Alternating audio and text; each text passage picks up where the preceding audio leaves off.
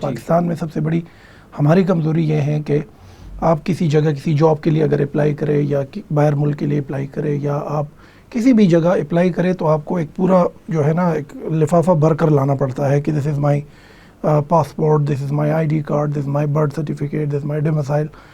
اور ان کو ٹیسٹ کرنے کی ایک فارمیلٹی میں بھی لوگ خوار ہو جاتے ہیں جو ضرورت نہیں ہے. ایگزیکٹلی یہ جو فارمیلٹیز ہیں اور پھر ایک سے جا کے ٹپا لگاؤ، دوسرے سے ٹپا لگاؤ، تیسرے سے ٹپا لگاؤ. تو 2013-14 کے درمیان ڈیجیٹلائزیشن تیزی سے آ تو گئی، لیکن اس نے وہ مثبت تبدیلی جو لوگوں کے لیے آسانیاں لانی تھی، ایک ڈیجیٹل آئیڈینٹی نہیں ملی ہمیں. میں اپنے گھر میں جب سوٹ کیس کھولتا ہوں تو میرے ساتھ جڑے ہوئے ایسے ڈاکومنٹس کا انبار لگا رہتا ہے. آئی ڈونٹ ہیو یس میں اپنی آئی کلاؤڈ میں چیزیں رکھ سکتا ہوں، لیکن سرکار نے، گورنمنٹ نے مجھے ایک ڈیجیٹل آئیڈینٹی نہیں دی کہ آپ ایک فگر دے دو اور اس سے آپ کا پورا جو آپ کا پورا پروفائل ہے ایگزیکٹلی وہ پورا نکل آئے. وہ نہیں ہے، کسی کا بھی نہیں ہے. کلاؤڈنگ پہ کوشش کی گئی گورنمنٹ کی طرف سے، میرے خیال سے اس میں کافی انیشیٹو لی گئی، اور پاکستان کے اندر جو گورنمنٹ ہے یا پرائیویٹ سیکٹر ہے ان لوگوں نے مل کر کافی وینچرز کیے، لیکن اس میں بڑا ایک عرصہ درمیان میں گزر گیا.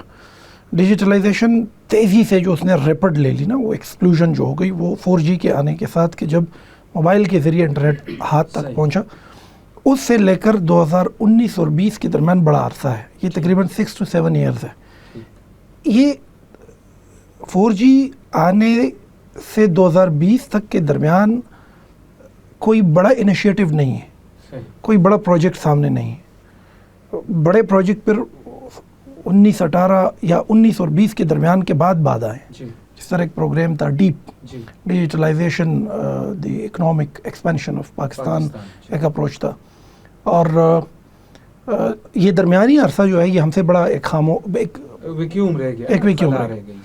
اب آبادی تو بڑھ رہی ہے، بچے جوان ہو رہے ہیں، ہر دن آئی ڈی کارڈز لوگ بنا رہے ہیں جس سے وہ رجسٹریشن ہو رہی ہے، نئے بچے موبائل کا سم لے رہے، موبائل خرید رہے، موبائل کی طرف آ رہے.